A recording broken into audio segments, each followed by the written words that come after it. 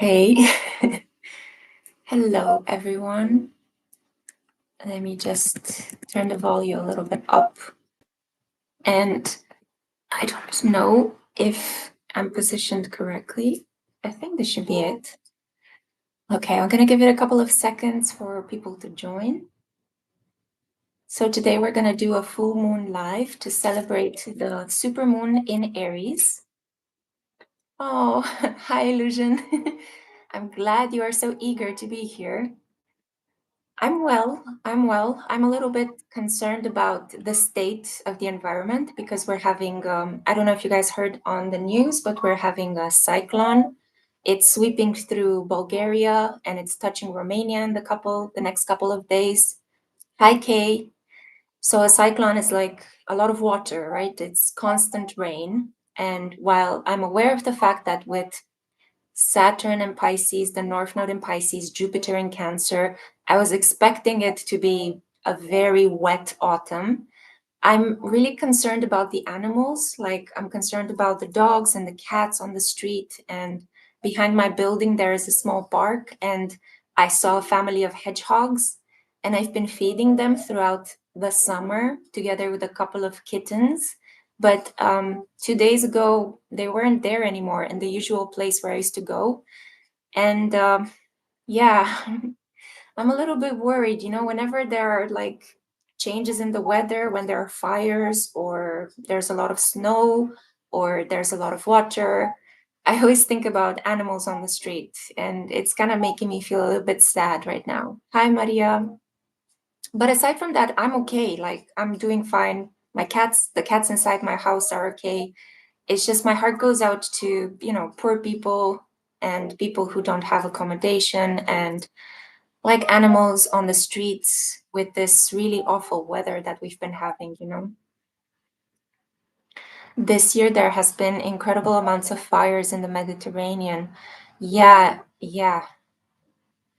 Yeah, no, I'm okay. I'm all right, guys. Don't worry about me. I'm like, I snap back out of so many difficult things. Like 2 weeks ago, I don't know, how are you guys doing with this energy that has been growing from the new moon and Virgo eclipse? Yes, Kay, that's such a good idea. Let's call upon Archangel Haniel. She's the protector of stray animals. 100% agree.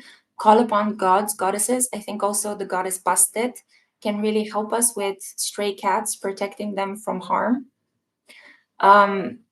The energy since the new moon and Virgo eclipse has been super haywire. Like, as you guys know, I achieved something really wonderful that I've wanted for a very long time. I'm now going to train to be a psychotherapist. But at the same time, the day when I had the interview and I received the good news, like, something bad had to happen to compensate for the good that happened to me in the morning. And I went to this concert, and this woman like physically assaulted me because apparently I was standing in her spot, and I accidentally threw my beer on her because she grabbed my hand and my phone and she was pulling me. And I had my beer and my phone in my hand trying to record and just like, the concert. And because she was shaking my hand, I spilled my beer all over her. And then they called like a guard and they blamed me for spilling the beer on this woman and for being mean that I'm throwing stuff on other people. And I was like, this woman picked a fight out of nowhere with me. She grabbed me by the hand by my phone.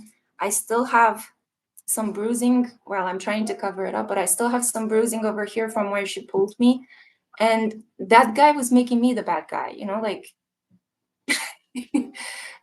So I just went home that day and I was thinking, I guess it's the dualistic nature of Saturn and Pisces that's trying to show me, well, you get something good, but you also get something bad because life is built of both. And you're supposed to kind of find a way to integrate the good with the bad.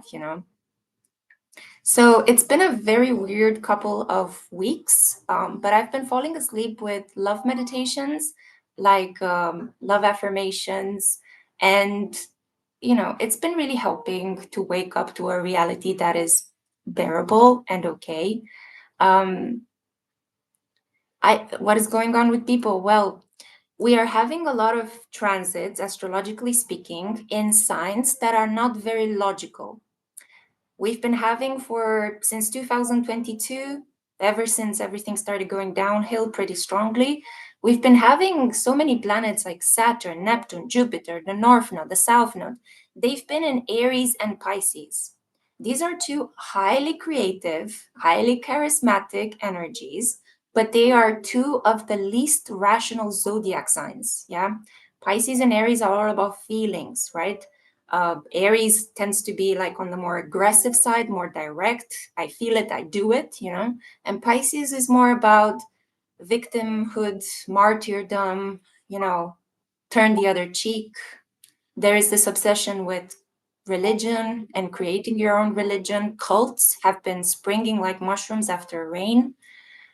And we are missing a lot of the more detached energies. I mean, thank God for Pluto in Aquarius and Uranus in Gemini, because they're giving us this detachment. It's like, wait, hold on a minute, let's talk about it, you know? Things aren't just feeling, you know? Because if we wouldn't have these energies to compensate, it would be very dark. It would be very like medieval, you know? And I'm really looking forward to the transits that we're going to have next year, because at the moment, Uranus in Gemini and Pluto in Aquarius are trying to innovate. I don't know in your country, guys, but in my country, we're trying to reform so many things at the same time, and it's chaos at the moment. But it's not really happening because, well, it's happening quite slowly. There's a lot to look at. But from next year, from the 14th of February, Saturn is going to re-enter Aries, and it's going to stay in Aries. It's going to be helping Neptune in Aries from avoiding falling into the illusion of idealizing war, because people at the moment are quite scary from the point of view of really pressing for war or pressing for, you know, the militarization of society, which is the illusion of Neptune and Aries, this glorification of the military and muscle power over and above rational conversation, debate, let's negotiate, yeah? But the good part is that from next year, we are also going to be having Jupiter in Leo. And normally Jupiter and Leo would concern me, and if it would be just Uranus and Taurus, Jupiter and Leo, Pluto and Aquarius, that would be a conflagration of world war. This is kind of the energies that happened to be in the sky surrounding the year 1938, 1939. But the good part is that Uranus will be in Gemini, supporting Pluto and Aquarius. Saturn and Neptune are going to be in Aries, and friendly energies to Pluto and Uranus. And then once we're going to have Jupiter as well enter Leo, it's going to be like all friends are going to lock in, astrologically speaking. So I think this will happen from the summer, like towards the end of spring, beginning of summer, 2026. It's going to be like the wind of change really starting to stoke up. And we're going to be able to find solutions to some of the environmental issues, the political issues that are plaguing us this year.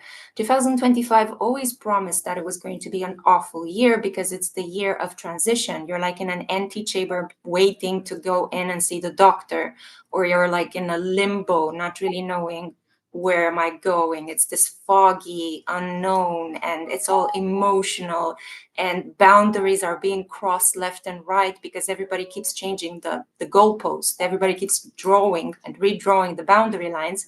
So you accidentally step into situations, or you bump into people, or you rub elbows, metaphorically speaking, without really knowing exactly, it's like, is this my territory? Is this your territory? What is going on? The boundary has been drawn overnight.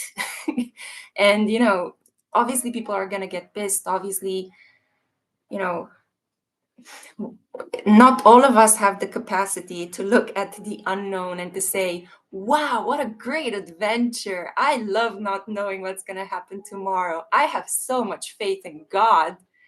No, a lot of people are going to freak out, you know, they're going to be like, what the fuck? What am I going to do? You know? So obviously I understand where the anger and the frustration comes from. So that's why I was able to snap back quite quickly out of this assault that happened to me. And I also kind of realized I'm not going to go and see like Romanian singers anymore because their concerts are usually very crowded.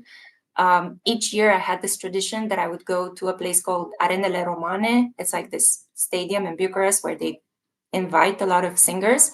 And each year in June or July, I would go to see a foreign artist come and sing. I went and I saw Alt J, Interpol, uh, The Smile, Radiohead's new band. And every time I had a great experience because there weren't that many people.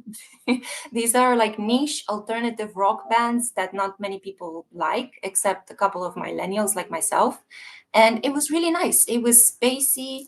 I At one point I went with a couple of friends when I saw the Interpol concert, but the one that I went to this year was by a Romanian artist, and it was so packed and crowded that obviously people would strike arguments and would be territorial.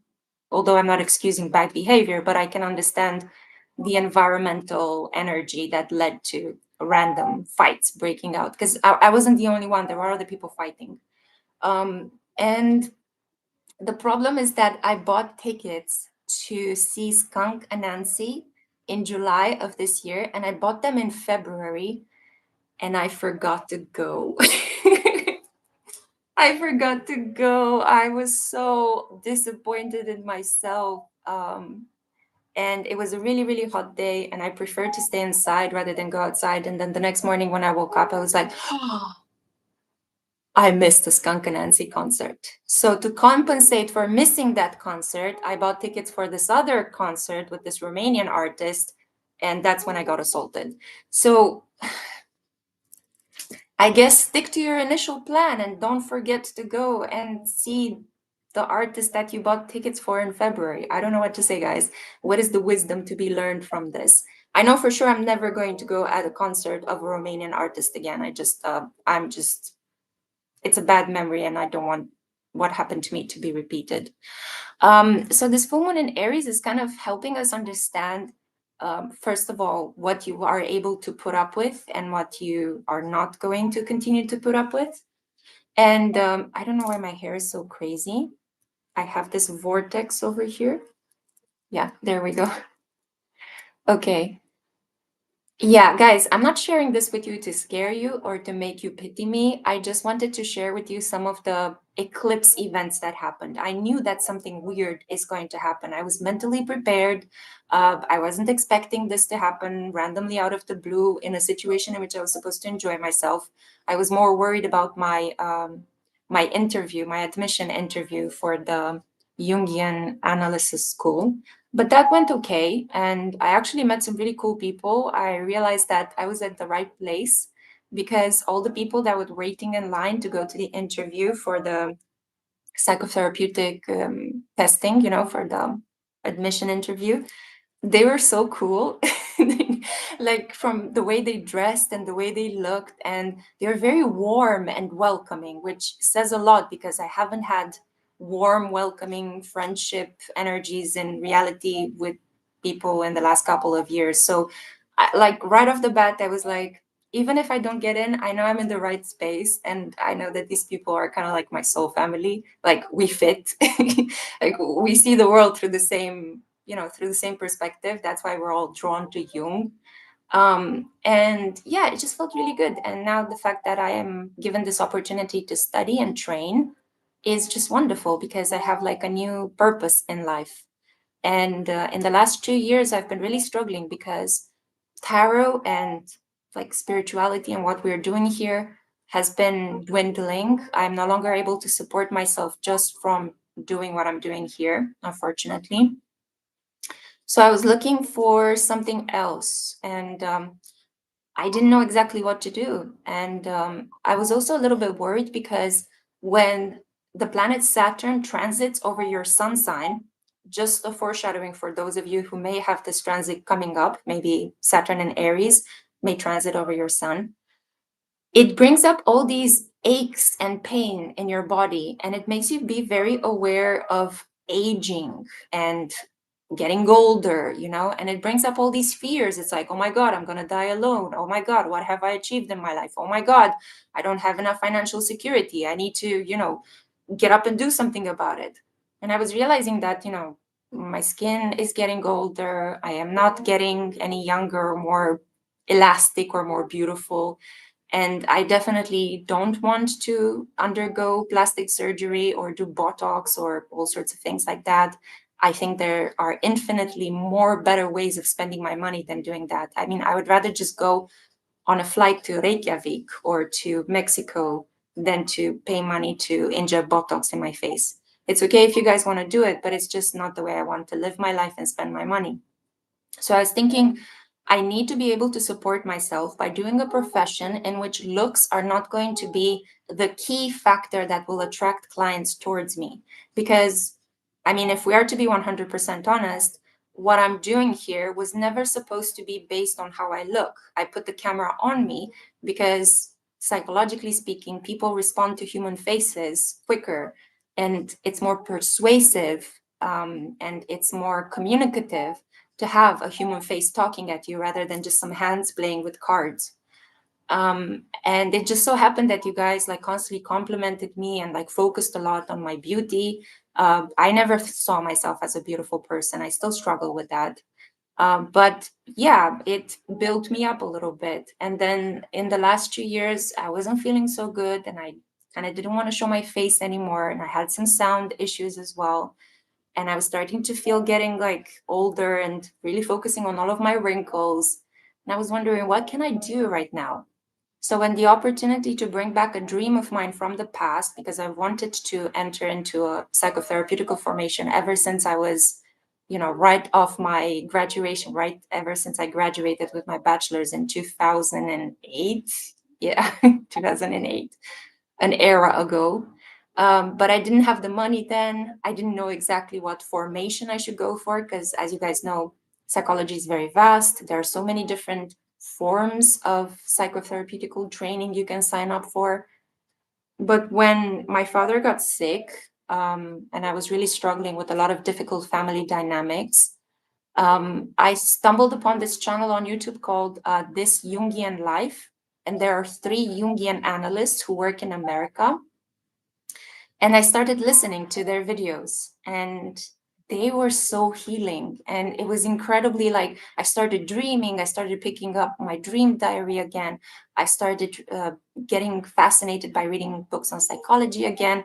It's like all this thing from the past, who I was in the past, and I put on silent mode for the last years, started coming back up to life. And then when Jupiter entered Cancer, it was like, blast from the past, nostalgia. Let's go back to the root. Let's scoop up that dream that you once forgotten because you were lost and you didn't have money. And now I find myself in the fortunate position of having savings enough to pay for my school and having the time enough to attend the classes. And the interest has never died down. It's something I love to do.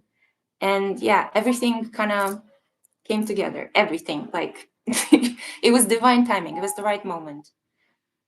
And the only thing I had to battle was my self-doubt. And yeah, I had to have the courage to show up because my knees were so weak on the day of the interview. And I was constantly saying to myself, like, there was this ruminating voice going like, who do you think you are?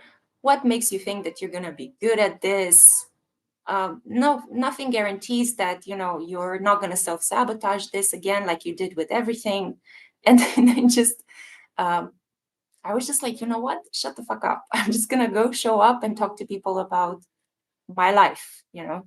Because the admission interview is really strange because it's not like they're not testing you on your knowledge. They were talking to me about my life experience and why I wanted to be a Jungian analyst and how come I got there. And I was kind of very conscious of the fact of saying things that could make me seem weird or that could reject me. But then I just relaxed. I relaxed and I said, you know what? Even if I get it, it's going to be okay. Even if I don't get it, it's going to be okay. There are pros and cons to succeeding or being rejected, you know? So I was kind of like keeping myself calm and just realizing based on that old Zen idea that everything in life, whether it's good or bad, has both inside. We see it, we tend to label it as this is amazing, but in reality, everything has like a darker side. Even the most amazing experiences have a darker side. So based on that philosophy, I just completely calmed myself down, and I was like, just be in the moment, just do what you can. It's you. If they reject who you really are as a person, then you're not supposed to be in this group anyway. But they didn't. And it was really lovely. And yeah, I almost cried when they told me that I got in. And yeah, that was my experience of the last 2 weeks, guys. Thank you so much. Thank you so much for, overcoming my fear. Yeah.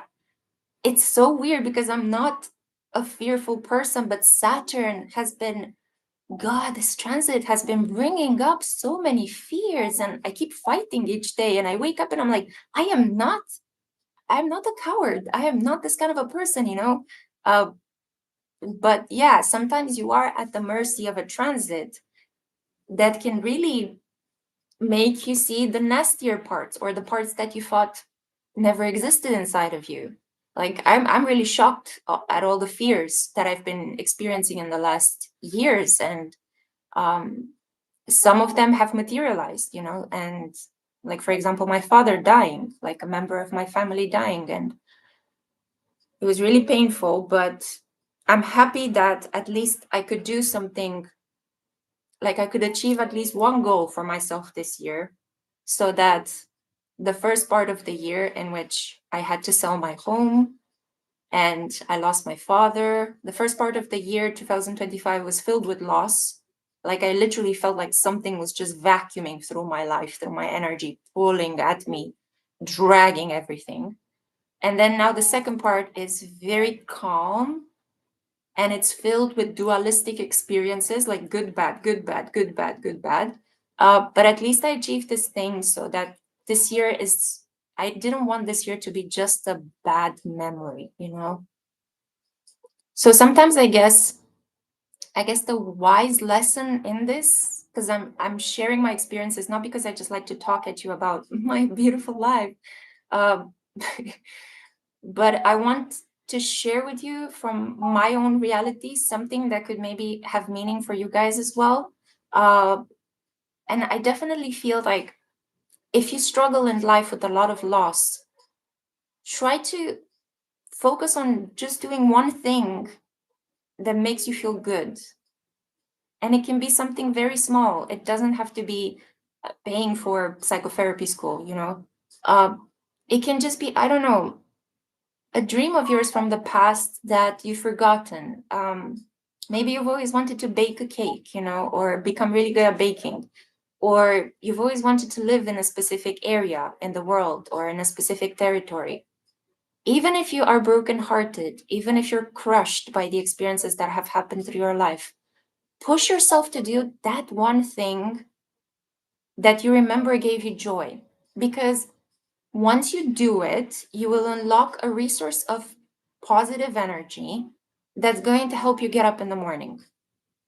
So even if you get, God forbid, assaulted, or, the region where you live is an area of conflict, or your home gets destroyed by natural phenomena, or you fall into an addiction, there is always something that gives you a lifeline. There is always something that you can hold on to and grab onto, because we always have Saturn transits together with Jupiter transits. Yeah, you have them in you. You were born with Jupiter and Saturnian energy. You know in your chart that no matter how difficult your life is, you have Jupiter in a part of your chart that will always give you an easy ride there. So it's so important to be aware of the transits of the planets, to know that sometimes shit is going to hit the fan and you will get splattered in it. But also because you have Jupiter, you can always go and clean yourself up and begin again the next day, So like I have Saturn in my second house, which is about money, material possessions, work. But on a deeper level, it's about self-worth and not doubting myself, not hating myself, loving myself enough to ask for my true worth, loving my body, treating my body with respect. And I know that in that area of the chart, I will always get lessons. I will always have problems there. But Jupiter is in my 6th house. So I know that helping other people, taking care of pets and being around animals, anything that has to do with cures and treatments, anything that has to do with cleaning, organizing, routine, having a set routine in place, it's always going to make me happy. I clean the house to balance myself out. And it makes me feel very happy when I'm done cleaning. I'm like, yeah, now I can work, now I can create. So have a look in your birth chart, guys, and see what's going on there. What are the gifts that are being unlocked by the current transits? What are the problematic areas? You should always have this pro and cons energy and attitude about your life. It's never incredibly bleak and it's never incredibly happy and enthusiastic. These are extremes that, physiologically speaking, as human beings here on Earth, we find very hard to deal with extremes.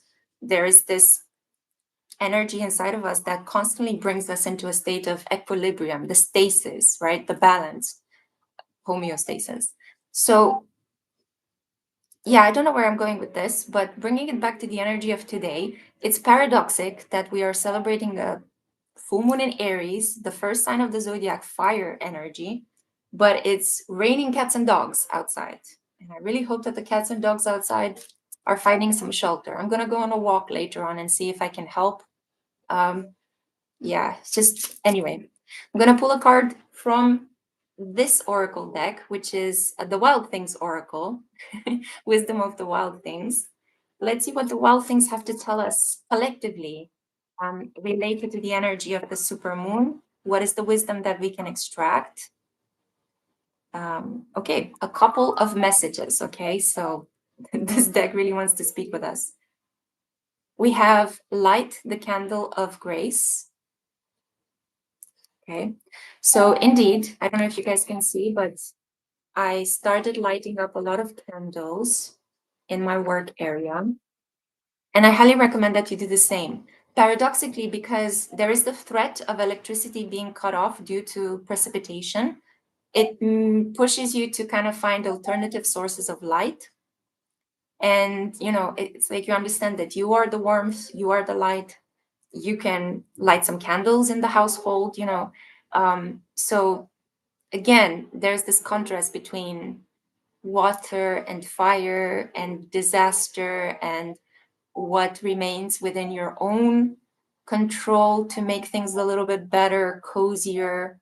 And this can also mean metaphorically the light in your heart, which gets activated when you see that other people or animals are suffering at the moment. So it's about having the courage to be the hero or the heroine, to save somebody, to give them a lifeline, to give them meaning, to give them warmth and shelter if they need.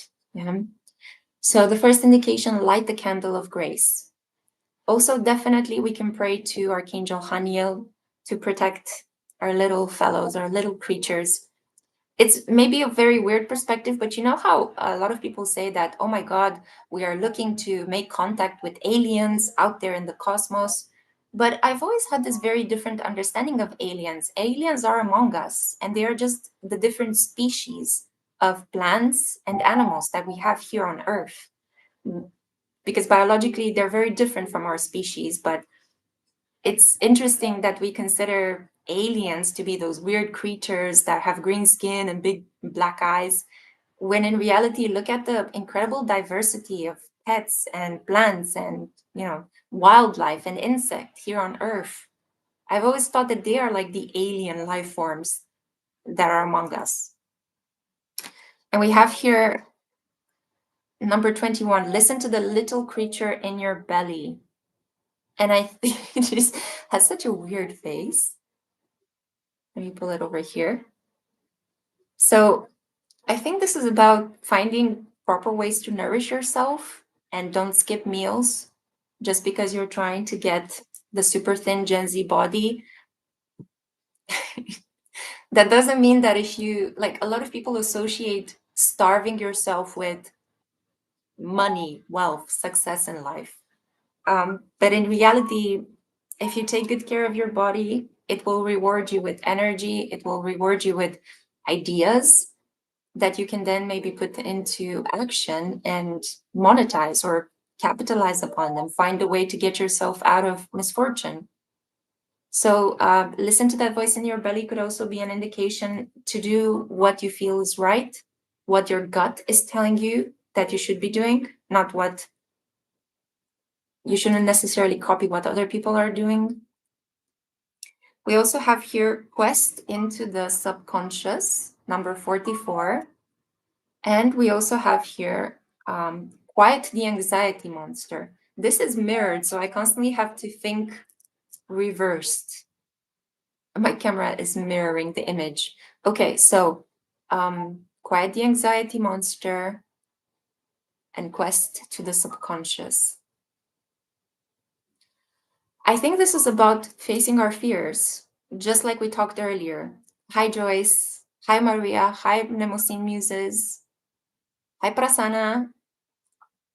I'm really happy that you guys like the readings. I know that my channel has been dwindling in terms of subscribers and everything, because I guess my interpretation of it is a lot of people, like I received an influx of subscribers when I was doing rose petals readings, like those really took off. I didn't expect them to be this popular, but there was also an influx of subscribers when I was doing series, like when I did your love story series, and then like your, what was it? Your animal instinct series, I think.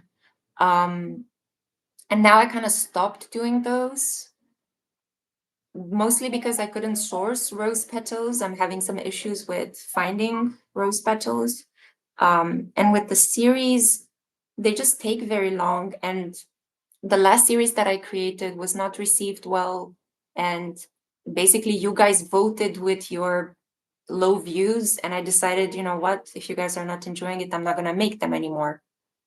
So it's still strange that I get like requests to do rose petal readings, that you guys tell me that you enjoy them so much, because I can see it based on the numerical data that they're not really seen as often or enjoyed or commented upon as often as they used to.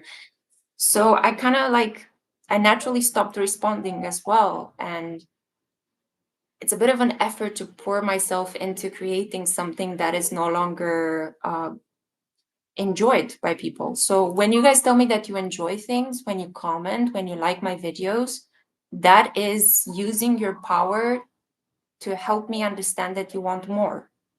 Because if it's silence, if I have no views, if there are no comments, I'm just thinking, oh, they really hated this. You know, it's like they really didn't like it. This is not interested to them. So why would I continue doing things that are not helping you guys, you know? So just keep that in mind. You're very powerful, and you get to veto some things, you know, on my channel, or you can big them up, you know? So it's important to understand that if you like something, really value it, really let the creator know, not just myself, but with everybody on YouTube, you know, because that's how you get more. That's how you let that person know, hey, yeah, you know, keep them coming, keep them coming. So here with the anxiety monster, I think this is about showing up and doing what you love. Yeah, because this is the really interesting thing, guys. I don't know how to say, because on one hand, what I'm doing here, I'm doing it for myself because I love to create. But on the other hand, there is also this relationship that you have with your public, right? As I said earlier, I don't want to create things that are pissing you off or you don't enjoy. But at the same time, I also feel like sometimes I feel guided to create certain things, and I am this kind of person. Like I have to get up in the morning and create. I have to do something creative. If not, I guess my energy would be spent in addictions or romances, you know, like keep them coming one after the other. But I'd rather stay away from that because it's not good for me. So I have to do something creative. So I guess what I'm trying to say is that this full moon in Aries is helping me understand this juncture between what happens when you feel the need to create, but whatever you create is not appreciated by the people out there.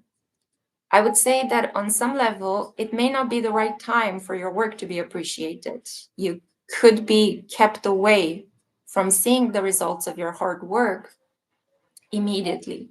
It could be that the results come later, you know. Sometimes it happens like this. The kind of work that we're doing at one specific point in time, even though we're really passionate about it and it comes from the heart, may not be well received by the public because their attention is distracted by something else that is going on in the collective. And it could be that people will revisit your work later on down the line. So we have here the final card from the Wisdom of the Wild Things. Okay, it's so weird because I'm moving my hand towards here and I have to put it over there. I have to think in a mirror. We have this really sweet, I don't know, it looks like a chihuahua, like a chinchilla. We have navigate with the flow. Yeah, so that's why I think this is a period in which your capacity to believe in yourself is constantly being hijacked and tested. But I think this is what will pay off in the long run, the integrity. It's like, are you doing work that is in accord with yourself, even if nobody's watching, even if you can no longer monetize your work? What is the value of your work intrinsically, like from the inside? And I think this is maybe something that a lot of you could be struggling with, like, especially if you're in the creative, imaginative business, or you just want to do something that is meaningful, but you haven't found your niche yet. You haven't been given, you're not seeing the results yet. You're not seeing the payoff. I think that if it's something that gets you up in the morning and makes you feel good, you should continue doing it in spite of the interruptions, in spite of the lack of financial success.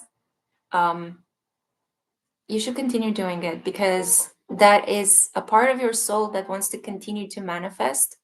And even if, yeah, even if you're not validated for that, your soul is not something you can trade.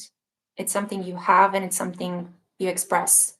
And you shouldn't just let your soul die down and what makes your soul happy die down just because it finds no um, materialization in capitalist society, if that makes sense. Maybe that's a bit, putting it a bit too convoluted, but I'm pulling a card right now from the Herbal Astrology Oracle, and we have here the Sun sitting together with Pluto.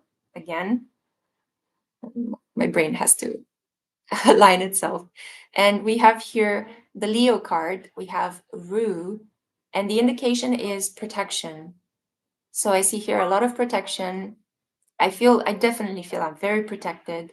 I hope that you guys feel the same. I'm blessing the collective and the chat right now. Thank you so much, guys, for being here. Sinister Stitches, I love your series reading. Thank you.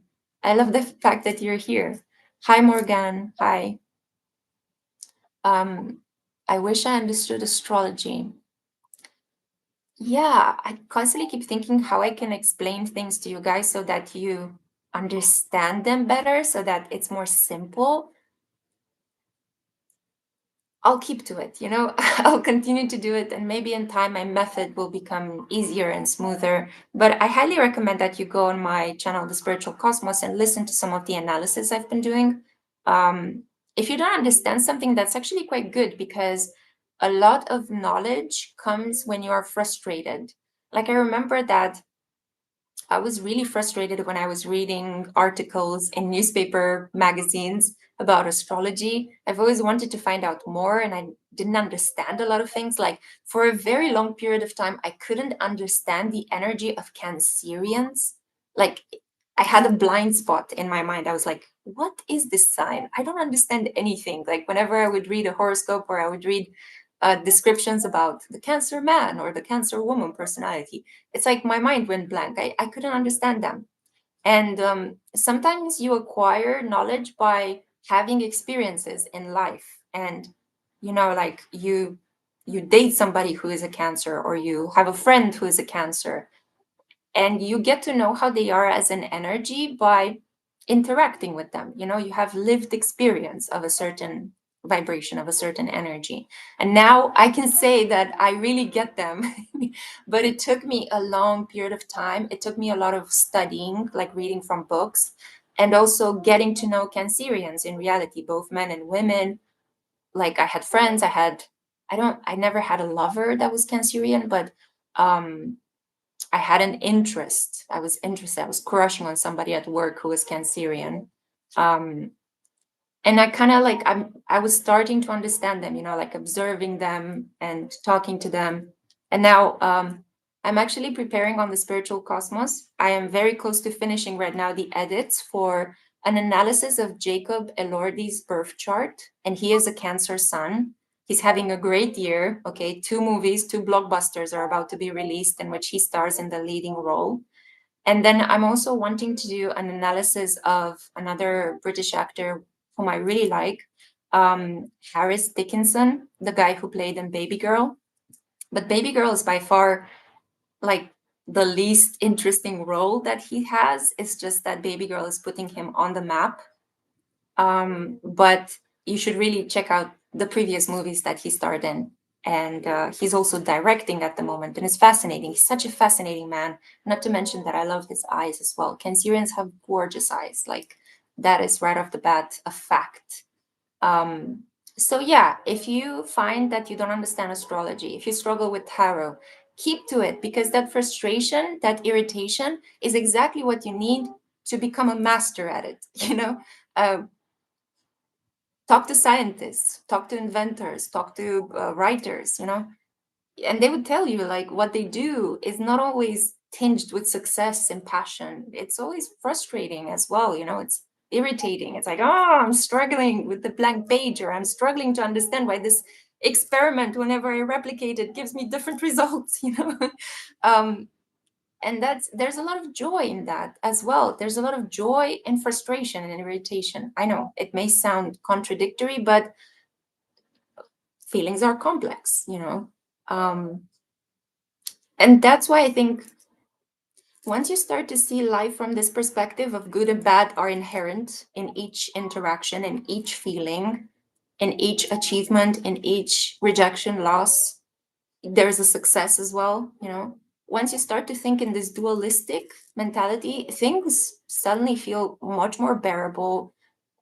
Like, I think this is definitely the energy of Uranus and Gemini, bringing these lightning bolts of awareness as to this is good, but also bad. And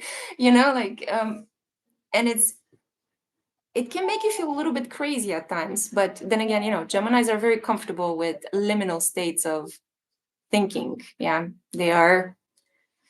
Yeah, no comment. They can be really irritating sometimes because they're very fickle, but they can also be incredibly entertaining, and they can liberate our minds. Now, coming back to this energy of protection, number 4, I feel like this is the energy of we are meant to rebuild right now.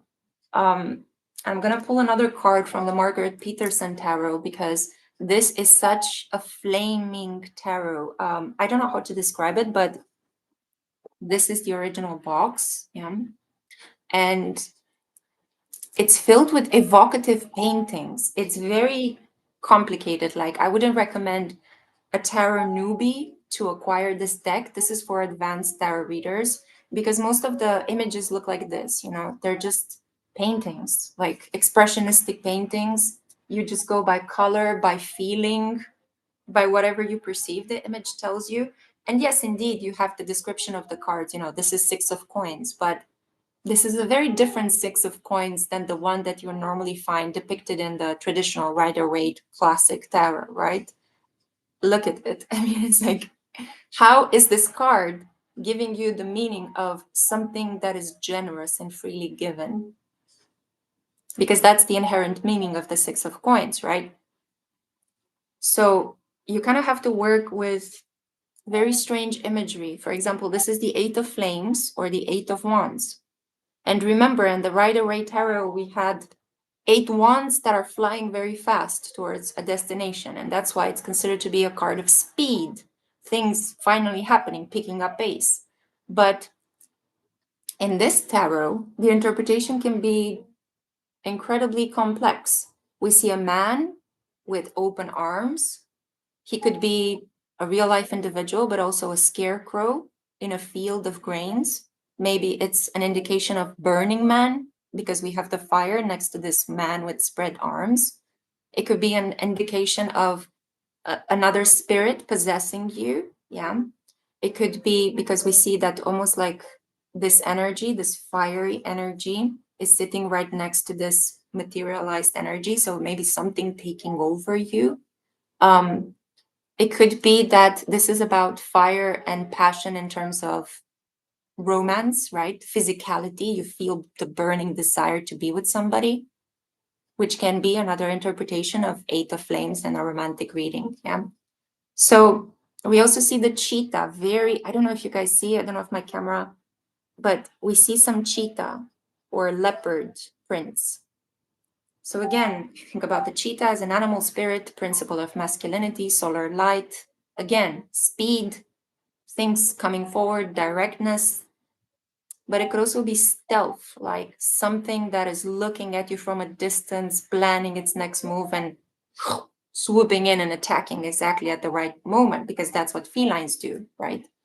As hunters, as predators.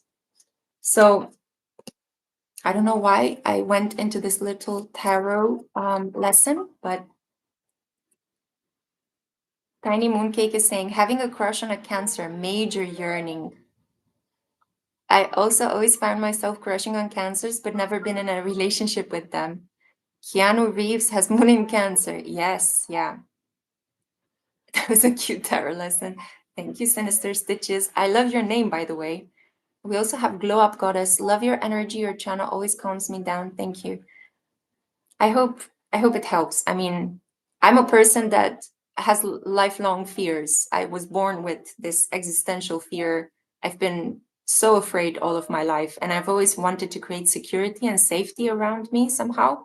So if I'm able to help you feel safe and calm in the process in which I'm making myself feel safe and calm, although I feel like everything is against my state of safety and calm, then I'm really happy if this can translate, you know. Oh, Jesus, guys, you're gonna make me cry, and I put so much effort into this look, so I don't want to destroy it. Lapisa says, you have been helping me so much for almost 5 years now. I can't thank you enough for now. All I can do is send you a lot of positive and uplifting energies for all that you have given to me and others. My voice is cracking because I'm trying not to cry, okay? Thank you, Lapisa. Thank you so much. It really means a lot to me, guys. You have no idea. Thank you, Wendy. I'm so happy to see you too. I think one of the best things about this channel is that even though I'm in a period of stunted growth right now, and it's not growing anymore, the biggest gift that I have is the fact that I've been having consistent relationships with you guys in the last 5 years. I still work with people that I met 5 years ago when I started uploading here on this channel, which is like mind-blowing, you know. I cannot say the same about my actual physical relationships in reality, because I feel like there's like quantum energy happening where people come into my life, they stay for a couple of weeks, months, and then whoosh, they teleport back into the unknown. So my real life relationships have been very chaotic, erratic, coming in and out. It's like a train station.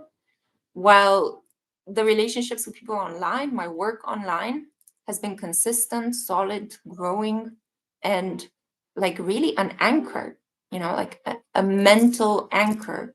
Because a lot of people tend to deride or say that technology is awful, AI is going to destroy us, stop looking so much into your screens, you know. I don't understand this, because the future involves us using technology. We can only save the planet at this point in time by using technology. AI doesn't have to be used only for evil. Obviously, if you're going to use AI for pornography or the enslavement of the population, it's going to do awful things. But we can also train AI to help provide solutions to really complex situations, you know. I personally really enjoy communicating with AI. And it's very helpful. And I think that with everything in life, if you treat it with kindness and respect, it's going to reply back in the same method, you know? So all this fear mongering, all these limits, all these regulations surrounding the use of the internet, control of technology, limiting AI's reach, I think these are just fears of progress, fears of change, you know, and it's natural that they happen when we are on the brink of a collective jump forward as humanity. They've always happened, you know, they really slaughtered Darwin's idea when it first came out. Freud completely shocked, you know, society when he came out with ideas. So Galileo as well. Think about poor Galileo, how much he had to endure for saying the truth. You know, he was years ahead of his time. So it's the same with all of this fear mongering surrounding technology, and I try not to really fall into it. Understand that whenever we're on the brink of a massive leap forward in terms of progress, that's exactly the moment when we feel like society is going back in time, like it's becoming medieval, you know. So please don't freak out completely. Don't despair. Like, despair is the worst kind of state in which you can be in. I know that sometimes, you know, some days are going to be better than others with the changing energies. Just give yourself time to rest. Like, when you find yourself on the brink of a collapse or a panic attack, just stop whatever you're doing and take 5 minutes to breathe, you know. Do the simplest thing that you can do. Put one foot forward. I think my therapist told me, think about what is the next right thing you can do. Don't think about anything bigger than that. Just the next right thing. I'm going to make myself a cup of tea and I'm going to sit on this chair and stop thinking temporarily. I know it's hard to stop thinking, but yeah. So I pulled the cards from the Margaret Peterson Tarot. We have here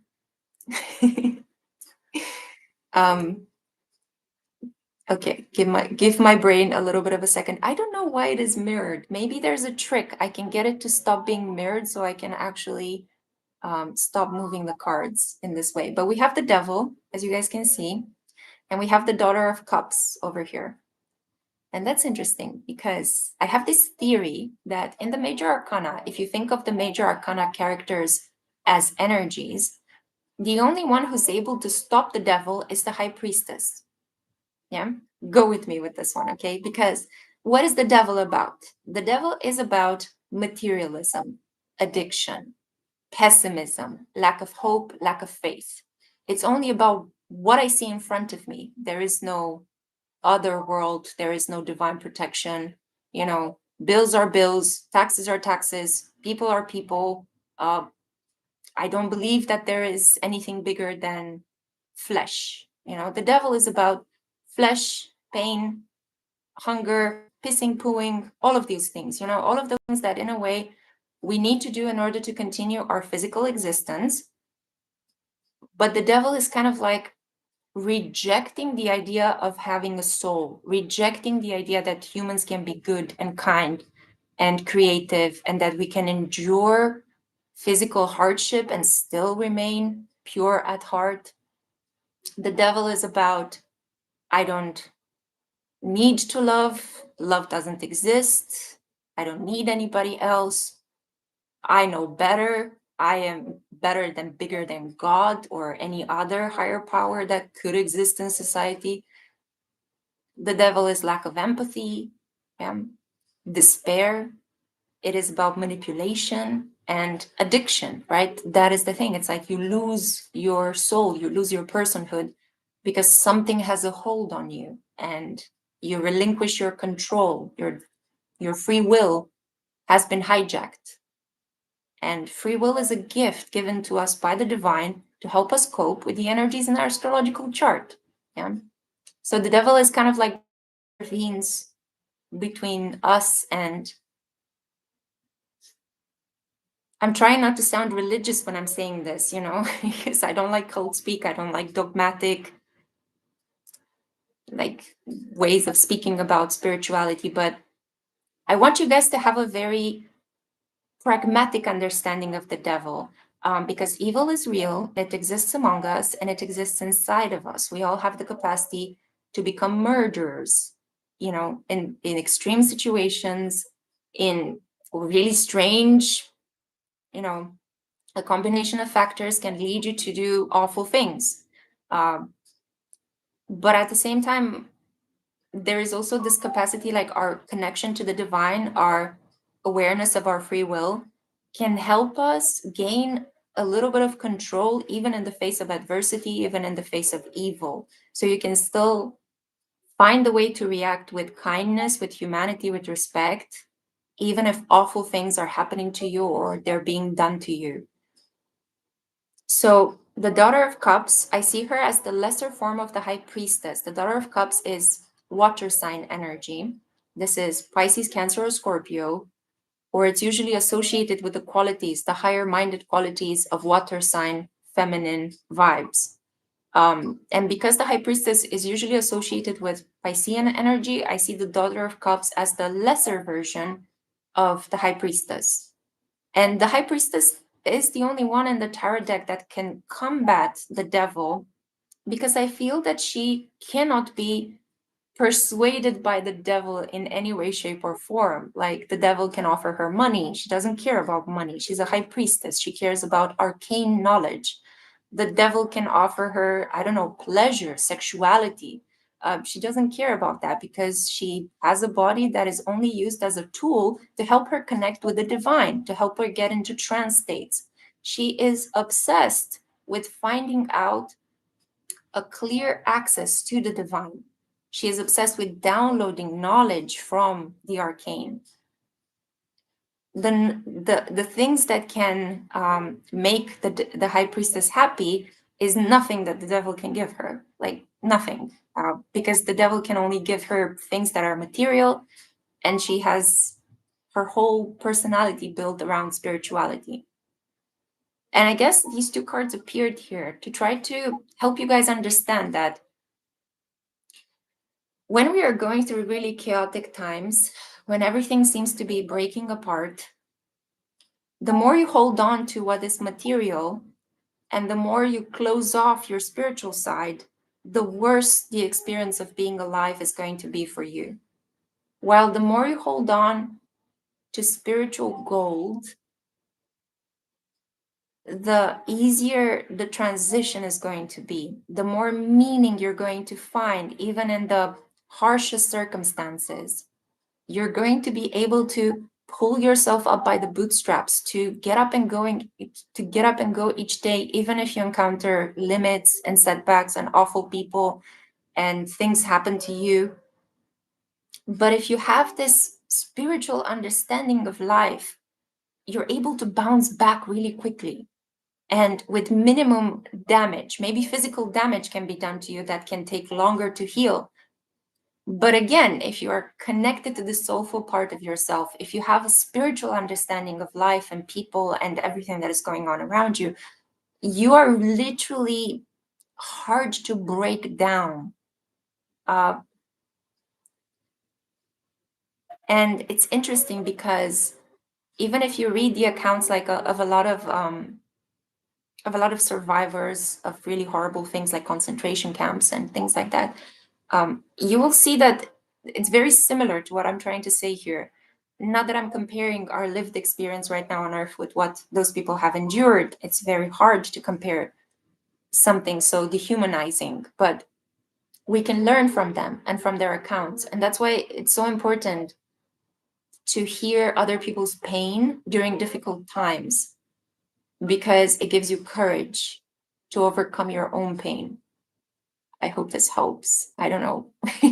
I feel like I went into a soliloquy in this live. But let's do a couple of card pulls for you guys. I feel like I'm, wow, almost 1 hour into this conversation.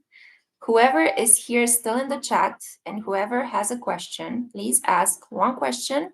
I'm going to pull one card and I'm going to help you find an answer to that question. I remember the last time when I asked you guys, you weren't very active with your questions. I don't know why. But let's see. So do you have any questions that you would like me to answer? I have here this one, the Grimalkin's Curious as Cats Tarot by MJ Cullinane. She also has, I think, yeah, I have it in my collection. I can see it from here. The Guardians of the Night Tarot. This was recently sent to me.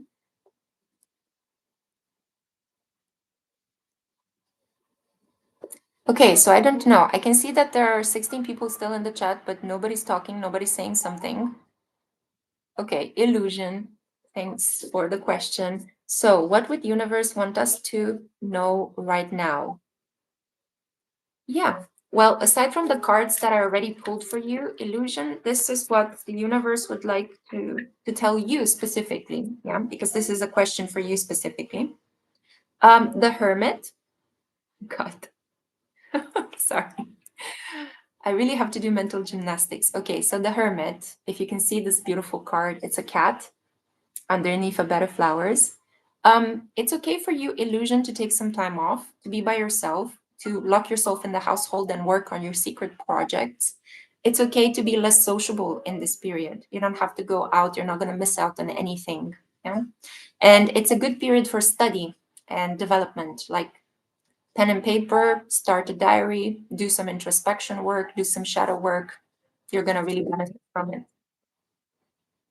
And the whole tarot deck dropped to the ground. So almost as if to confirm the message.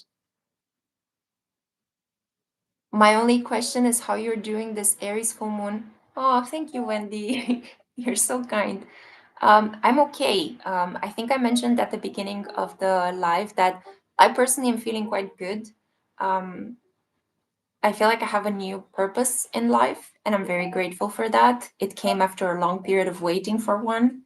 Um, I kind of got assaulted at a concert 2 weeks ago, but I snapped out of it quite well. I don't really feel under the energy of that event.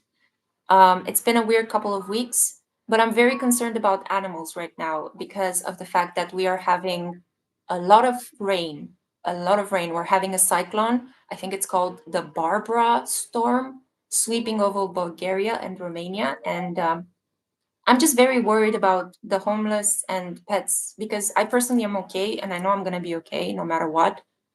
But I'm worried about those of us who are vulnerable and having to face the cyclone outside. Thank you for asking that question.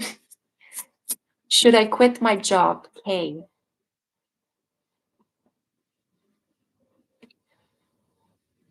So we have here the Page of Swords blocked. The short answer would be no, but I feel that you should continue applying to new jobs. I feel that there is something better for you, but now, right now, in this period, not a good timing, not a good moment to quit your job. So stick with your job for the time being, but continue applying for other jobs, okay? You still need to learn something from this current occupation. That's why it's not good advice to drop out yet, because then the lesson is going to show up in your next job and you may hate that and you may want to quit that. So bide your time and finish learning your karmic lessons in this one, and you will feel when the time is right to quit. Yeah.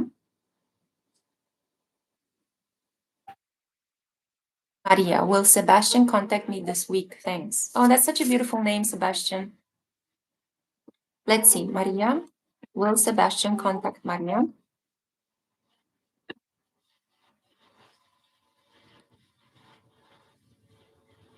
Okay, we have the death card. No, no, I think that for him, this relationship is over. I'm so sorry, Maria. But I guess that if he wants to no longer see you, then he's doing you a favor. Um, I guess you're better off without him.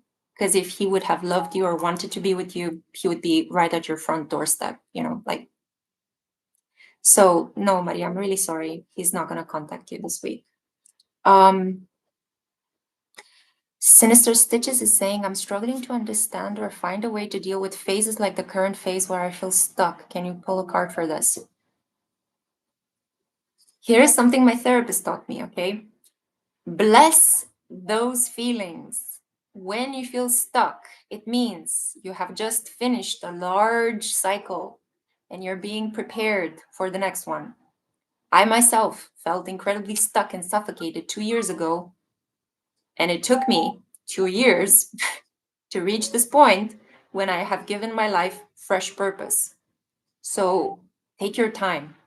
I'm not saying that you will be stuck for a whole year or 2 years, but feel happy that you feel stuck. I know this is weird, but I think that we need to train ourselves and our minds, especially in order to cope with these massive waves of anxiety. We need to train our minds to love the hardship, because we are living in a society at the moment that it's all about quick gratification, positivity talk, and we kind of blame ourselves when we don't feel good, when we don't get fast results, when things don't work out. But life contains all the other shadow elements, and our ancestors were quite good at enjoying the difficult things. Um, so I think we need to bring that back. Bring back the love of hardship. Bring back, I feel anxiety and I'm actually energized by it, you know? Oh my God, I feel stuck. This is great. This means that I'm plateauing. It means I need to go deeper and explore my life's purpose, you know? Uh, because that's the moment when you start loving something, you resist, you drop the resistance to it, and it stops growing in your life, and you feel all of a sudden energized. It's like in that saying, kill something with kindness, kill something with joy. But here's the card for you. So I have here the strength card. So this is for sinister stitches. I mean, it's the strength card. You just have to endure. But do something physical as well. Punch a pillow or start working out and pull weights.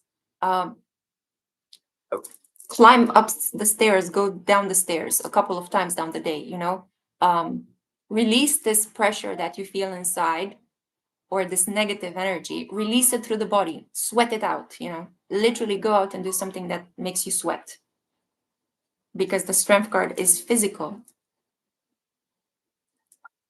Collins, I like to know whether I'll reach my financial goal in the future. Thank you. Collins, financial goal. It's going to take a while. Yeah. Yeah, you will. But it's not going to happen all on your own. You're going to have to work with other people, collaborate, get other people to help you achieve that goal, partner up with somebody. Um, if you have your business, it will only grow if you strike a partnership with somebody, if you merge with another company, if you get more people to help you and put in their 2 cents, if you delegate responsibilities. Yeah. So you will achieve that goal. Be patient, it will take some time. And you can really boost up that goal's achievement by partnering up with other people, by collaborating. Teamwork. You need a team. Yeah. The Phoenix, will Joseph ever contact me again, or is it over? Okay, Joseph. The Phoenix and Joseph. I cannot make this up. So we got the same cards that I pulled earlier for Maria and Sebastian. The Phoenix, I'm sorry, but we have here the Death card. This is Scorpio energy, major arcana. I feel like something definitive happened, you know? I definitely feel like it's over. I'm sorry. I'm really sorry, you guys. I don't want to give you bad news, but again, maybe it's a blessing. You know, this person is doing you a favor. I cannot tell you all the times in which men have rejected me or pushed me away. And in the moment, I was yearning and thinking, oh no, why has this happened to me? But a couple of weeks down the line, I was like, hey, I'm actually quite good. And I'm actually happy I didn't explore that relationship deeper with that person, because I don't think I would have been comfortable in that relationship. So if you get rejected in a relationship, if you get ghosted, see it as a blessing, you know? It's not always a bad thing that the person you want does not want you back. It may be that the universe is protecting you. Again, you know, flip the thing on the head. I think that this was part of what was it Angela Duckworth in her book Grit? I think that this is how she interpreted resilience. as being able to transform a situation, to flip it for your own benefit. And it's not like you're gaslighting yourself, although maybe that filters in. But it's kind of like you're trying to make meaning out of something that seems meaningless and painful. And that's wisdom. Okay, let's see. Tiny Mooncake says, I'm just wondering if I should seriously get out of any and all dating relationships for the next few years. Lol, I hope you're well during this full moon. Okay, let me tell you guys. Knowing astrology, I can say that when you have a tough transit to your sun, Venus, or moon, two things can happen. Either you should stay away from dating because a lot of the people you will meet will be karmic and they will bring a lot of responsibilities into your life, and the connection is not going to go the way you want, and it's going to be fringed with difficult lessons. Or if you decide to stay away from having, like, doing your normal thing and going out into the world and exploring adventures freely, the other thing can happen, which is one big relationship enters your life and it's going to suck the life out of you. It's going to be hard and painful, and you're going to have to persevere.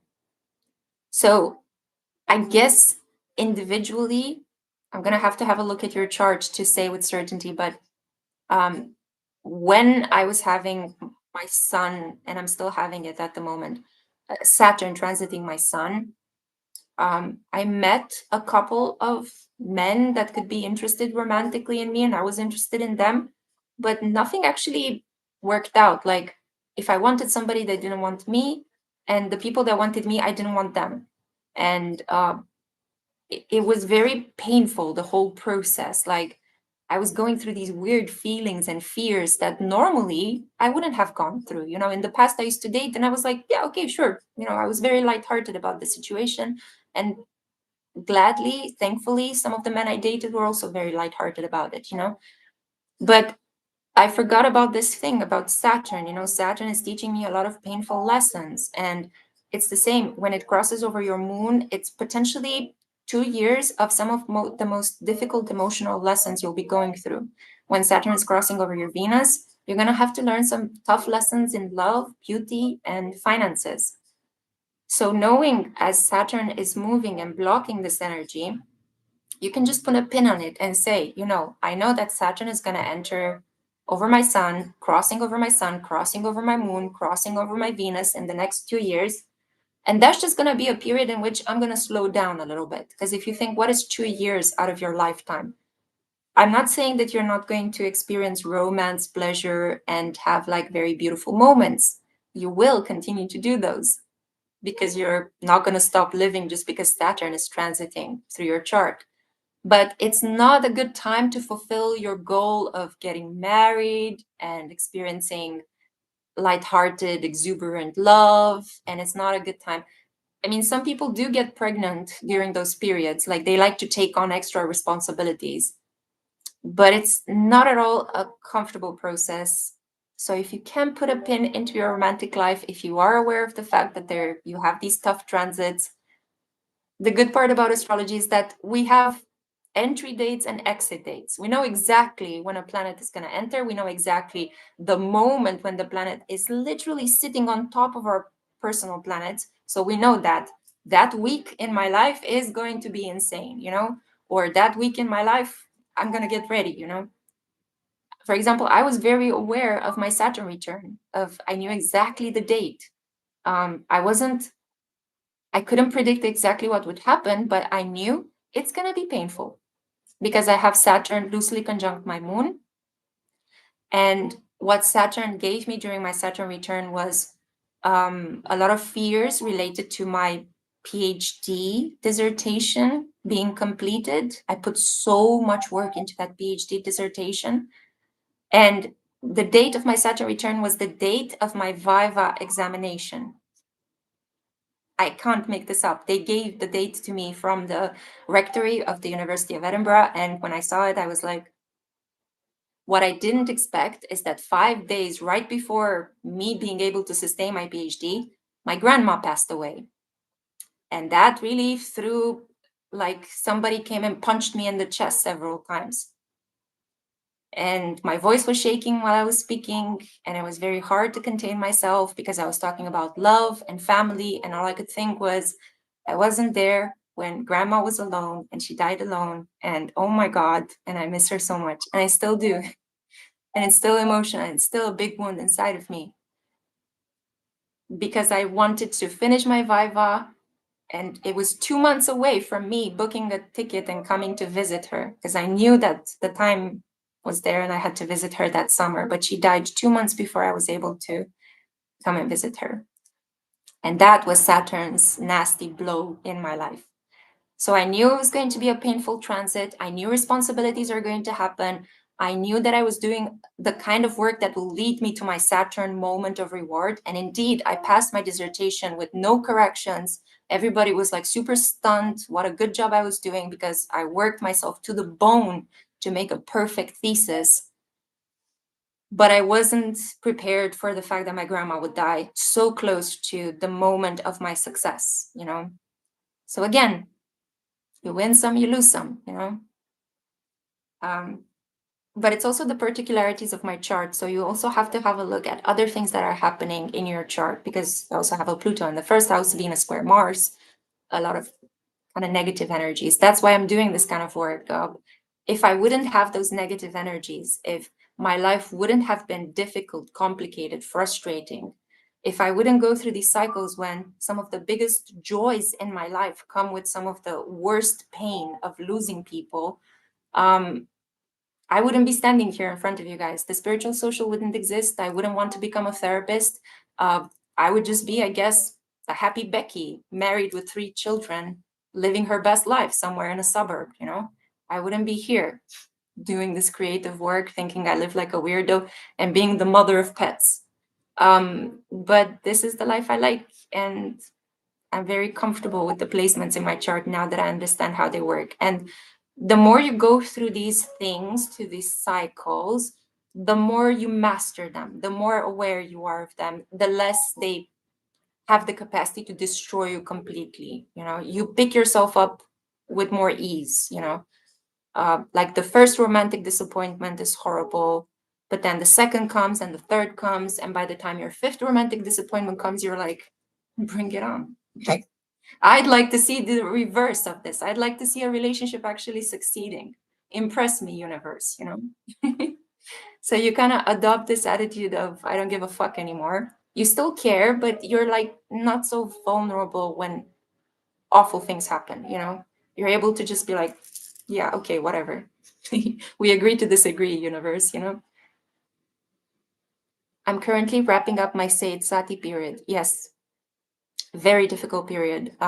It's your maturation point, but it's also a period that can give you a lot of rewards, a lot of success. I remember after I passed my Sade Sati period, which for those of you who don't know, it's the Vedic term for not only your Saturn return, which usually takes about 2.5 years to complete, around the ages of 28 and a half, 30, but it's like the 2 years surrounding it. It's a period of about 6 to 7 years of the dark night of the soul, in which you're going to have to make some really important decisions related to your profession, what type of family you want to have, if you want to have a family, what are your values, you know, it's your maturation point.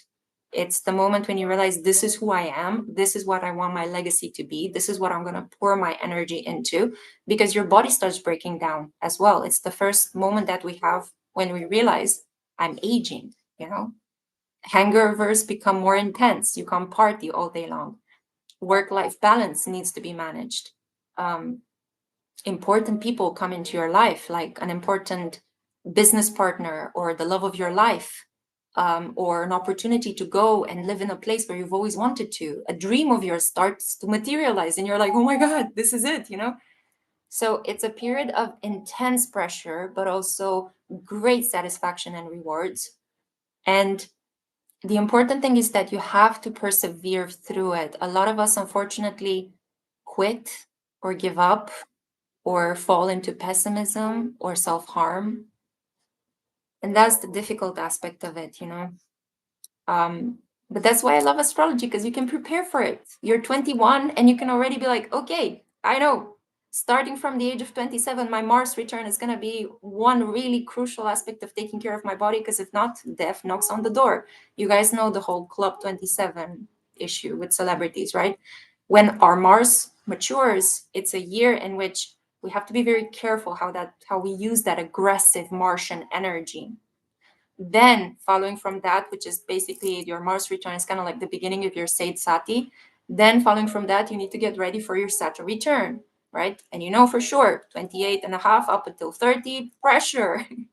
And then following from the Sade Sati, which usually completes around 31st, 32 years of age, you have a blessing. The year 33, the 33rd year of your life, because it's considered to be, at least from a Christian Orthodox perspective, the age at which Jesus Christ, the Savior, died, it is considered as well astrologically from the position of your South Node and North Node, you are being given a gift, a blessing, a way out of the dark forest that you've been through. So at the end of your Sade Sati, as you reach your 33rd year of life, that is the sweet spot. That is the sweet point. Some people get married, have their first baby. I created the Spiritual Social when I was 33. I dropped my academic career. I moved to Romania and I started working on my creative project. So hold on until the 33rd year. That's all I can tell you. Between the ages of 27 and 33rd, hold on, because it's going to be a ride. And then again, I hate to bring it up for you guys, but I'm going through it. It's just at the beginning. You have the midlife crisis, and I am reading a book about the midlife crisis from an astrological point of view, and I'm going to create some videos as soon as I finish with the other analysis I have. So whatever I find out in my personal journey, I'm sharing with you. I'm writing articles on my website, although I have been a bit silent this year because I was dealing with a lot. And when you deal with a lot of feelings, you don't really feel like writing things. It's like things have to be felt first, and then you can make sense of them by writing about them, unless you're writing about them as they happen in your diary.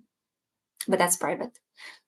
So the midlife crisis begins at the age of 38 and lasts about the age of 42. And it's a moment in which you're really pushed by the forces around you to break out of a confining mold. If you compromised who you are around your Saturn return, and if you did not make decisions that are based from the heart, if you did make decisions to please other people, if your life becomes kind of like a prison, if you feel like your life is suffocating and like a prison, around the age of 38, Saturn is going to make a square to your natal Uranus, and you're going to start to feel the jitters. You're going to be like, oh, okay, I don't like my life at all. What am I doing in this marriage? What am I doing in this profession? What have I been working for all my life? I'm getting older. I can see it on my face. Things are breaking down. And I need to do something to get myself out of this stifling circumstances. So in between the ages of 38 and 42, you're going to be pushed to progress, whether you like it or not. Some people actually just begin their first important profession around this period. Like you may be a person that always struggled to find meaning or to find good work. And around your midlife crisis point, it's like, wow, I found my calling, you know? And other people, usually the pattern of the midlife crisis, you know, a person that was married, has children, everything was going well. And then all of a sudden they start sleeping with a nanny, and they buy a Ferrari, and they divorce, and their whole life is thrown asunder, you know. Some people live with teenagers in the household because maybe they were young parents and the children grew up in the meantime, and now they have to move.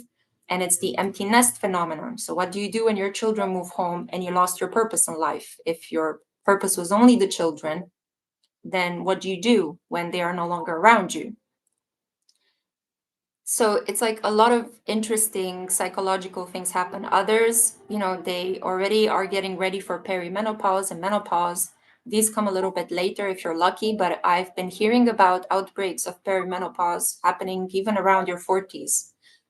So you go through these intense hormonal changes, hot flashes, all sorts of weirds breaking down in your body. So you're trying to improve by upping up your diet and health regime. But yeah, after your Said Sati, there comes a sweet spot, your 33rd year of life, where you're going to be given a gift by God for surviving that. And in between the 33rd year of life and 38, I highly recommend that you take advantage of that sweetness, because then comes the midlife crisis between the ages 38 and 42, which is going to change the direction of your life. I'm right at the beginning of it. I'm 38 years old. And as you guys can see, I'm trying to move from the work that I'm doing here towards becoming a Jungian analyst, hopefully. By the time I complete my midlife crisis, I will already have my established individual practice and I'll be able to take clients as a psychotherapist. I don't think I'll ever stop doing tarot and astrology. I'm just going to find a way to combine them or work my way around my hobbies. Maybe they will end up becoming a hobby rather than my main occupation. So I'll fall in love with what I'm doing again. That's my hope. Yeah. But then after your 42nd year of life, again, you have like a sweet period. A lot of astrologers, spiritual teachers call these years in between 42 and 56 your work period. This is the moment when you get a chance to truly leave legacy behind and save up money for your pension. So that's kind of like the moment when you become like very focused on doing the best possible work you can be doing. You become financially established, more authority is being given to you. So don't try to be authoritarian before that age, because you may fall flat on your face and learn a lot of ego lessons. But apparently, after you survive your midlife crisis point and have redirected yourself, have changed your life, that is a period you should really take advantage of, because it gives you great opportunities professionally. And some people also experience very beautiful long-term love connections, like mature love, whereas in the past they could have had no experience in love, or they could have had like random chaotic partners, or in the worst cases they may have had like awful negative romantic experiences, like abuse. But in that period, like things stabilize a little bit. And then around your 56th year of life, all the way up until your 58, it's harvest time. It's your second Saturn return. And again, you get a sweet spot after your second Saturn return, after you've been dealt karma intensely for 2 years. Then after the age of 58, you are experiencing a sweet portion all the way up until, I think it was the 64th year of life or 73rd year of life. We're getting like really, really way up. But it's important because more and more people are aging on our planet, and we really need to look at these old ages, because they're going to become a reality for most of us. As from what I have read, apparently the population isn't getting any younger, at least in Europe, where I'm from. But I believe that the 74th year of life is your Uranus return. And I forgot what the 63rd, or I think it was your North Node completion. Your North Node, your destiny is kind of like, you have a moment in which you realize this is what my life has been about. Yeah. That's the moment when, for example, if you're an actor and you've been working steadily, you start winning the awards, the Oscars, the Golden Globes after a lifetime of work. Or if you are a professor, a teacher, that's the moment when you're kind of like, you become like this, you solidify your legacy. But it could also be in a more private energy, because a lot of us have Saturn in private areas, like the 12th house, the 8th house, the 4th house. This is not about outward achievement. Your greatest achievement in life with those placements could be having a family, having a roof over your head, finally feeling comfortable in your own family, or working through some deep wounds in therapy, with family legacies, the depth from your ancestors, yeah. So we can talk more about this on my second channel, the Spiritual Cosmos. I'm really waiting for my I'm waiting for people to watch more of my videos, because I can then unlock live streams on my other channel. I can unlock shorts that are longer than 60 seconds, and I can do more work in terms of astrology on the Spiritual Cosmos. At the moment, with the current number of subscribers that I have, it's okay, but it's like I don't have the watch hours. I need 4,000 watch hours so I can unlock all the other features in my channel. Because at the moment I can do a lot on the Spiritual Social, but I can't do so much on the Spiritual Cosmos. So I'm waiting for people to watch more of my videos so I can finally live stream there, and I can finally kind of like create more content and hopefully get monetized as well, so I get some sort of some small incentive for my work. But I'm waiting for that one to happen. Yeah, the shorts are going to be the best thing, because at the moment I'm really rushing to give an analysis of a current celebrity news piece in just 60 seconds. I didn't know that YouTube was doing this. Like here on the Spiritual Social, because I can monetize my content and I have enough subscribers and I have enough watch hours, I can create shorts that are 3 minutes long. But on the other channel, because I don't have all the advanced features unlocked, I can only create shorts that are 60 seconds long. Yeah, so it's a hierarchy. Karmic dole out is due. Yes, Catherine. What are you guys talking about? Secretly going to your gaming channel after this. I'm so happy you're doing that. I'm having so much fun playing the computer games, guys. It was Jupiter and Gemini that really got me into the gaming bug. And oh yeah, there was a creator, um, Taita, I think that's her name. I started watching the whole Fears to Fathom series with her when I was feeling really depressed a year ago. And she really inspired me to start doing the clips. And I remember I was just like, could I do this? Because I have some games in my Steam account, but how am I going to film myself while also playing the game? So I started kind of like doing research and figuring out how I can use my editor. And I got so excited when I found out that I can record myself and the game at the same time. And I was like, oh my God, magic. So I started creating these videos, these short gameplays of me going through my Steam collection. And it just grew and grew, because as you guys know, whatever you love grows. And I'm so excited. I have so many cool games to share with you guys. I just love the stories, and I love the design, the aesthetics, pixelated detective games. I love them so much. And yeah, some of the stories are really giving you courage. Like I played Shard Light, I played Disco Elysium. Oh my God, that game allowed me to cry so much of the pain that I felt inside for watching my father die. I remember playing Disco Elysium in December of last year, and all the pent up emotions that I had just exploded when I was playing that game, because the detective in the game just reminds me so much of the archetype of like the Eastern European man, alcoholic and incredibly romantic and sensitive, but with a really tough, sarcastic outer shell, and brilliant at what he's doing, but self-sabotaging to the extreme.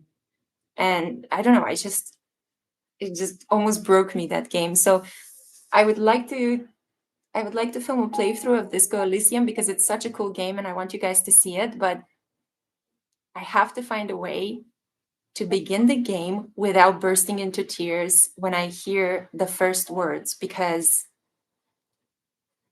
it's so good. It's so well scripted, and it packs a punch from the beginning. It's like it hurts you in the belly from the beginning. Such a good game. But anyway, in the meantime, I'm going to show you all the other games that I have that are not provoking such intense reactions inside of me. Yeah, and there is one that will be released. I think I'm going to release it later on today. Okay, so thank you, Tiny Mooncakes, for mentioning that. And I'm going to release another video today. And there will be the Jacob Elordi analysis that will also be released on the Spiritual Cosmos.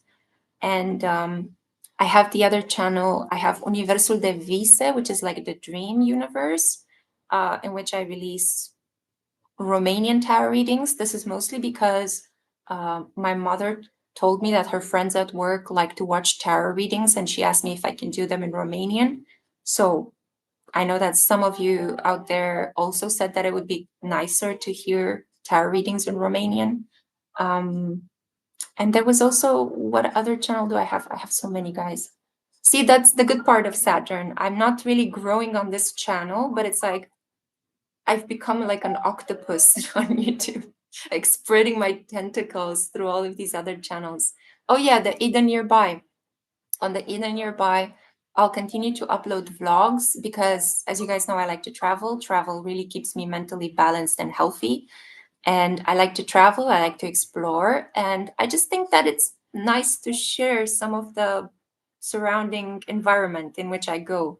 It's also a good way to make memories because, you know, we live in a day and age when everything changes so quickly. Like you find a favorite hotel and then the hotel goes bankrupt after 2 months, or you visit an area and you're so much like, oh my God, I love this city. And then the city gets destroyed by natural environmental things or war, or, you know, all sorts of things like that. You find your favorite eatery, your favorite restaurant, and then it shuts down, you know? So making these vlogs is like capturing whatever you can, whatever beauty, whatever enjoyment in that specific moment. So that I keep thinking of me selfishly.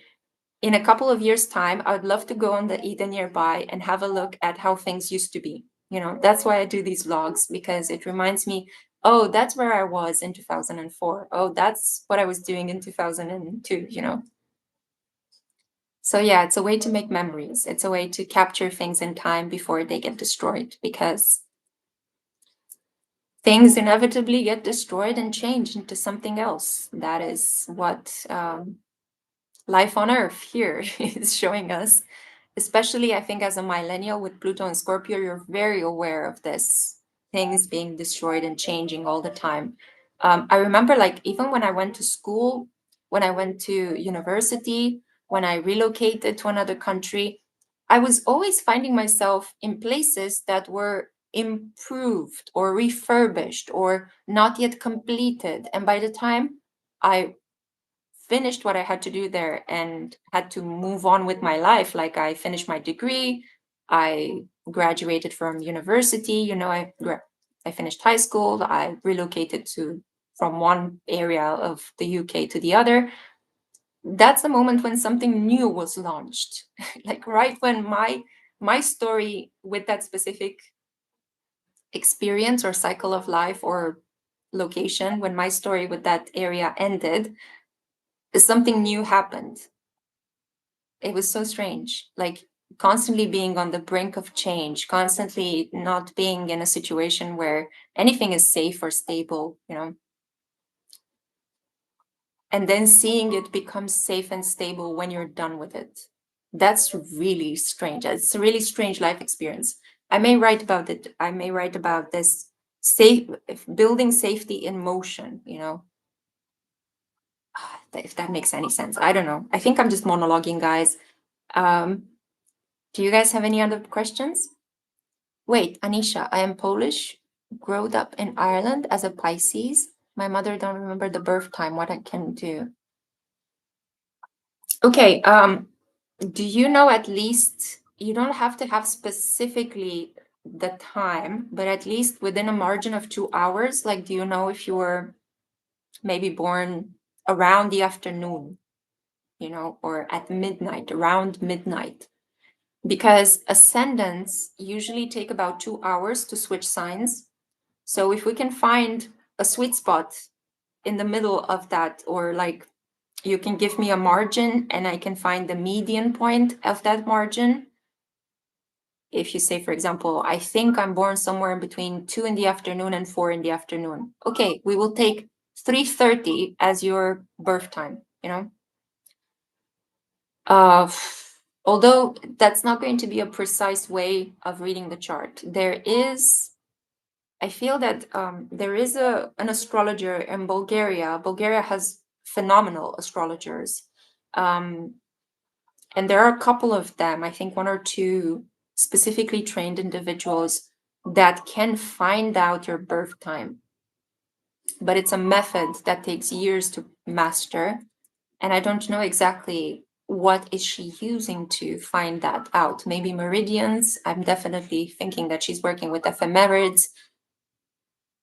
But I personally cannot do it. And I'm not going to lie to you and tell you your ascendant when I don't know what I'm talking about. Yeah. They say on the morning time, my mother says 12:22. Oh, there we go. We can take 12:22 p.m. Yeah. Birth certificate, yes. Although, Catherine, I'm not sure. Like, it depends on the government of each country. Do they write the birth time? Because I remember that my mother was into astrology and she made the nurse tell her exactly the moment when me and my sister came out, what is the time, because I don't think that it's written on my birth certificate. It's just the date and the place, the name of my mother, my father, but not the birth time. Like, I feel that in certain countries they don't write it on your birth certificate, but if you're lucky enough to have a birth certificate in your country in which your birth time is recorded, perfect, use that. Yeah. I went to the hospital and they keep only last 10 years. Yeah, there you go. Born in the wrong time. America, they do log the time. Oh, this is awesome. You guys are so lucky. I know this is unrelated, but does anyone see that Taylor Swift released new album on 6th at 6? I think she might have an astrologer. Hehe. Yeah. I have very mixed feelings about Taylor Swift. Okay. Yeah. I don't know what she's doing releasing work after she had such a momentous year with so many public moments. It's like, I think people are going to get sick of her and she may fall into the Pedro Pascal backlash, because people are finding Pedro Pascal is all over the place because the guy has been really maximizing his Jupiter transits. And I really love him still, but people will get Taylor Swift fatigue if she doesn't take a break and stop, because it's already too much. And releasing an album on the 6th at 6 p.m., that's good. I mean, that's the number of Venus. But yesterday we had the moon in Pisces. So I don't know exactly how this would benefit her because she's a Sagittarius with a moon in Cancer. She does have Jupiter crossing over her Cancerian sun, Cancerian moon at the moment. So in spite of the fact that people may get fatigue of her, she will have a really emotionally fulfilling year, But yeah, I can maybe put my thoughts into a video because, yeah, there are a lot of things I don't find comfortable with Taylor Swift. I personally don't understand why she's so popular. She can't really sing, to my mind. She does create interesting songs, and I think people resonate with her romantic experiences. But compared to other artists, I don't really like. She's very good at distributing and selling her work, and she has a team of people that support her success. But to me, she doesn't stand out in any way, not in terms of style or vocal capacity. Her songs seem the same to me. I really like Shake It Off. That's the song I really remember. And I think Bad Blood. Like, I like old school Taylor. I don't know. Lately, I haven't been keeping up with what's going on in her music world. I won't be surprised if she gets butterfly tattoo. A butterfly tattoo. Like what? Like Mariah Carey? Do you guys remember Mariah Carey in the butterfly era? Oh, that was so nice. And Mariah Carey can sing. Yeah. Wendy, does anyone become more aligned with their ascendant sign over time? Is it just me? I'm a Pisces Sun, but I'm feeling more Leo these days. Yes, the spiritual scientist in the chat is talking about progressed chart. Yes, believe it or not, even though you are born with certain energies, and even though your birth chart is a snapshot of who you are at a specific point in time, those energies keep evolving. Like the planets in your chart are considered to grow with you. So you may go through periods of your life when your ascendant in your progressed chart, which shows how the planets have been moving with your growth as an individual, you may go through moments when your ascendant moves through the other signs. Like, for example, my ascendant right now is in Scorpio. I was born with a Libra ascendant, but I haven't been a Libra ascendant in a very long time. So I have a Scorpio ascendant up until the age of, I think, 39 or 40, when my progressed chart is going to move into a Sagittarius ascendant.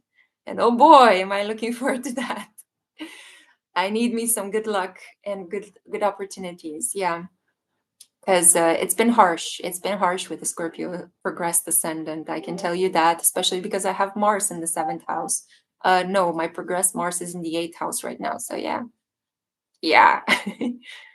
So yeah, your energies are moving. Your ascendant is progressing, Wendy. You just need to have a look at your progress chart. Maybe this could be a service that I can help you with, guys. I'm gonna think about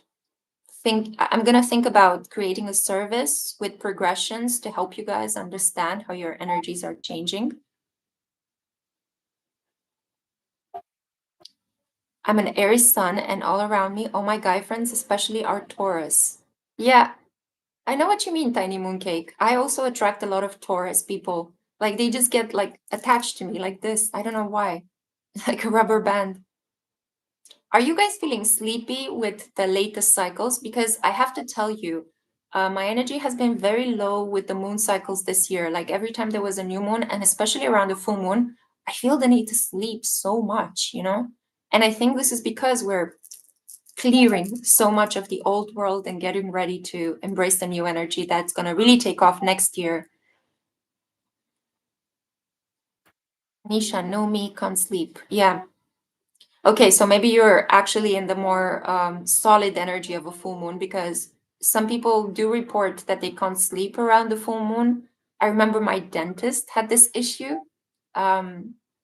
And I feel that I think I went once to have my teeth cleaned, and it was right after a full moon. And he just came in and he said, like, okay, today we're going to take it slow because last night I couldn't sleep, you know, and I was telling him, yeah, it was a full moon, most likely you couldn't sleep because of the full moon.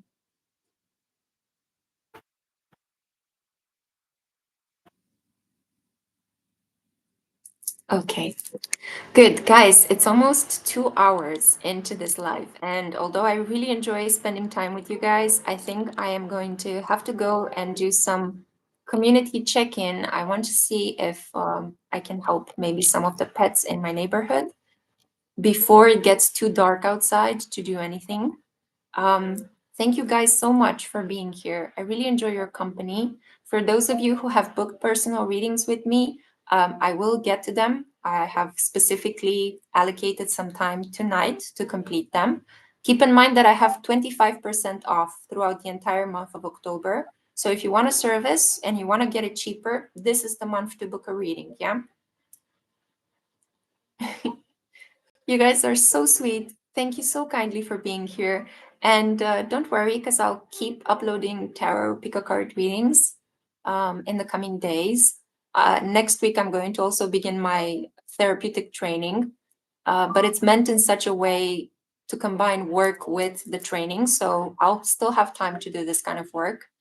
I just want you guys to know that I love you so much. And please work at trying to find resilience inside of you in this period. So whenever you catch yourself in the brink of a moment of despair, when you plateau and you feel stuck, when you feel anxious and afraid, flip it. Flip it on its head. Just think, oh, I love this feeling. You're going to instantly laugh, at least that, you know, you're going to take yourself out of that negative mindset. So try to see if you can make friends with those nasty feelings that come over you. Try to see if you can flip them on their heads. Try to see if you can make them work for you. Put them on a leash and make them your biatch. Yeah?